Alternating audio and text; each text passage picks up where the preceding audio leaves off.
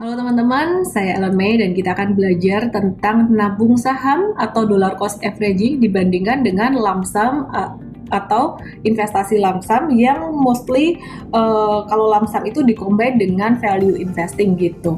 Nah, kita akan langsung aja ya belajar tentang nabung saham itu apa, dan program nabung saham ini merupakan salah satu program yang dikampanyekan oleh Bursa Efek Indonesia.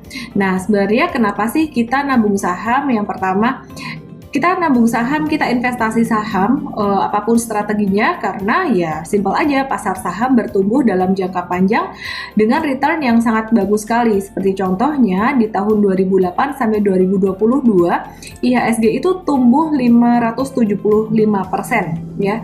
Terus kemudian ada beberapa saham yang juga tumbuh signifikan dari 2008 sampai dengan tahun 2022 setelah melewati crash pandemi juga ya.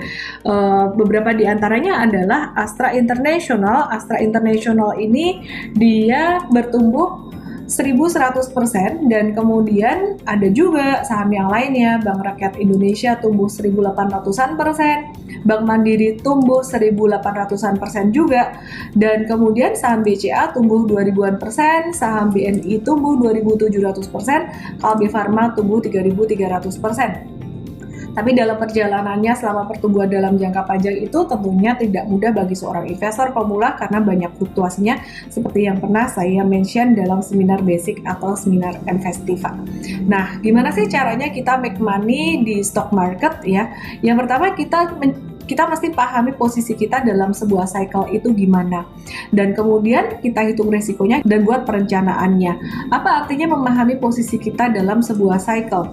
Memahami posisi kita dalam sebuah cycle itu karena ada banyak sekali metode yang ada di capital market, di pasar saham, dan metode tersebut sebenarnya merupakan metode yang bagus semua gitu, dan menjadi terbaik jika digunakan sesuai dengan timingnya. Maka dari itu kita berusaha untuk memahami timing market gitu. Jangan sampai kita berinvestasi ketika market lagi berada di puncaknya. Ya, contohnya di tahun-tahun puncak ya, itu memang naik tinggi setelah tahun puncak, tapi setelah itu turun lumayan signifikan. Yang paling parah itu tahun 2008 61%, dan tahun pandemi itu turun dari puncaknya sekitaran 40-an%. Kemudian kita lihat di tahun 2008 juga, teman-teman bisa perhatikan di situ ya, ini indeks di luar negeri juga banyak turun yang signifikan. Kenapa waktu itu? Karena krisis subprime mortgage. Pertanyaannya, bagaimana kita bisa survive di pasar saham bahkan tetap untung ketika pasar saham sedang buntung ya? Caranya adalah yang pertama, yang paling gampang strateginya itu yaitu dengan nabung saham. Kenapa sih sebenarnya kita nabung saham? Nabung saham itu strategi yang paling gampang digunakan oleh pemula, dan resikonya paling kecil dan sustainable, bisa menguntungkan dalam jangka panjang. Ya, jadi meskipun pilihan sahamnya juga terbatas, tapi setidaknya untuk pemula ini jauh lebih aman. Apa itu nabung saham? Nabung saham artinya kita membeli saham tertentu, jadi sahamnya udah tetap ditentukan dalam periode tertentu dengan nominal tertentu juga. Jadi misalkan saham A gitu, mau dibeli setiap 1 bulan sebanyak 5 juta misalkan, kayak gitu ya, gitu terus. Nah, untuk nabung saham ini merupakan satu strategi yang paling rendah resikonya. Cuman returnnya juga memang kita harus bersabar, seakan-akan returnnya kelihatannya rendah gitu dalam jangka pendek. Nah, tapi kita perhatikan nih, returnnya dalam jangka panjang itu gimana untuk nabung saham. Nah, ini contoh dari buku saya sebenarnya, buku nabung saham sekarang, dan angkanya dari 2007 sampai 2017, tapi karena saham BRI juga masih sustainable sampai sekarang 2022 juga masih perform, 2023 juga masih naik, dan teman-teman bisa perhatikan untuk perbandingannya. Kalau misalkan kita nabung saham BRI dibandingkan dengan harga sahamnya tuh gimana, pertumbuhan harga sahamnya ya. Jadi teman-teman perhatikan di sini, ini harga sahamnya di awal tahun dan juga pertumbuhan harga sahamnya. Memang kalau nabung saham itu pertumbuhannya nggak secepat pertumbuhan harga saham itu sendiri, tapi jadi perlu diperhatikan di sini ya, kalau kita nabung saham secara konsisten ya dengan nominal tetap, dengan rentang waktu yang sama, itu pertumbuhannya tidak secepat pertumbuhan dari harga sahamnya, tapi lebih sustainable, resikonya juga lebih terbatas ya.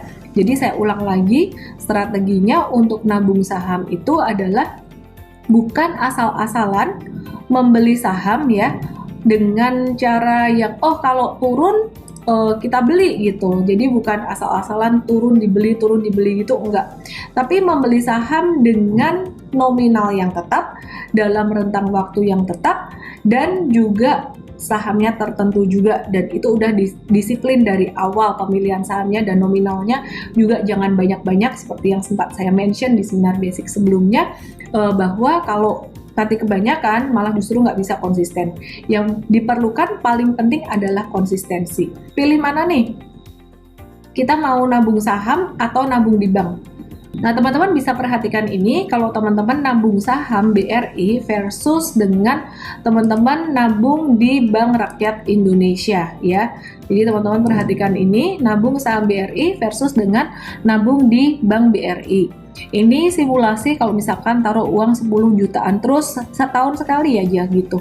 Dari tahun 2008 dan onwards. Jadi selama 10 tahun berikutnya dengan asumsi harga itu pertumbuhannya jauh sekali. Jadi ketika nabung saham bisa di atas 100%, sedangkan nabung di bank 38% ya. Nah, jadi teman-teman bisa perhatikan itu. Terus sekarang ada pilihan lagi nih, teman-teman mau nabung saham atau nabung reksadana. Nabung reksadana tuh ada keuntungannya juga sebenarnya. Nabung reksadana tuh dia lebih terdiversifikasi, dengan modal kecil bisa dapat portfolio di saham tuh lebih lengkap kalau reksadananya reksadana saham atau reksadana ekuitas. Sedangkan kalau reksadananya reksadana yang campuran, berarti malah portfolionya bisa terbagi untuk surat hutang juga atau surat berharga. Nah, gimana sih kembali lagi caranya untuk nabung saham tuh gimana? Yang pertama, tentukan nominal ya, berapa nominalnya, nggak usah gede-gede, yang penting konsisten.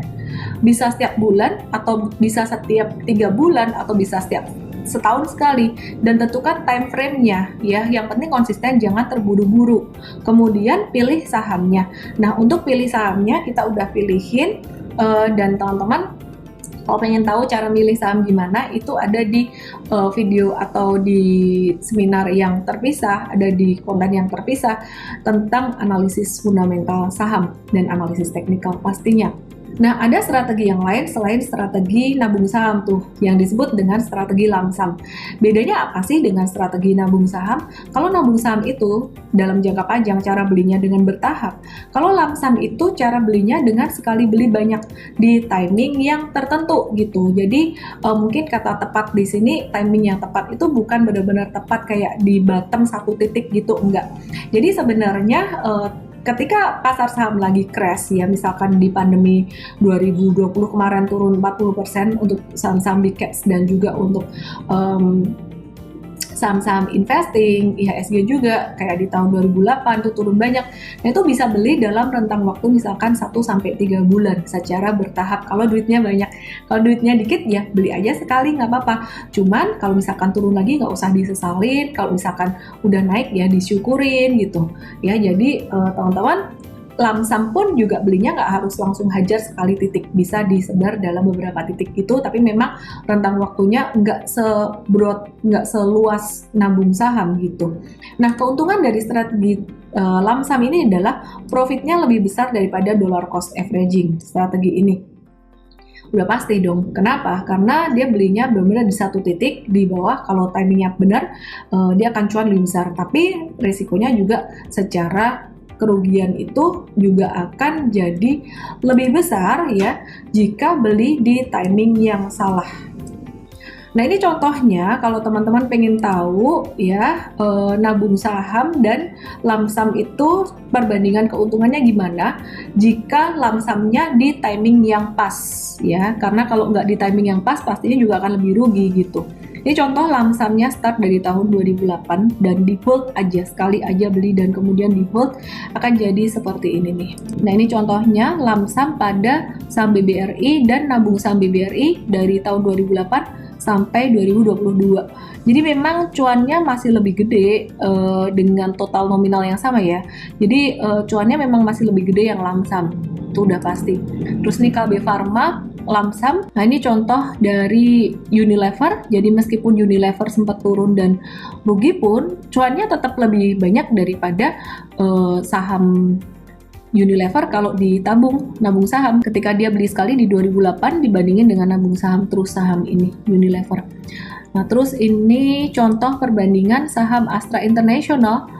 Ya, kalau misalkan dia lamsam dan nabung saham dari tahun 2008 sampai tahun 2022. Oke, jadi di sini kelihatan ya teman-teman ya. Wah, aku pengen nih lamsam, aku kepengen beli sekali banyak. Gimana caranya nih? Udah siap belum dengan resikonya? Ya, caranya adalah dengan beli ketika market bottom. Jadi ada dua strateginya. Yang pertama dengan cara value investing dan kita combine dengan buy on weakness pada monthly chart ketika monthly chart lagi di bottom.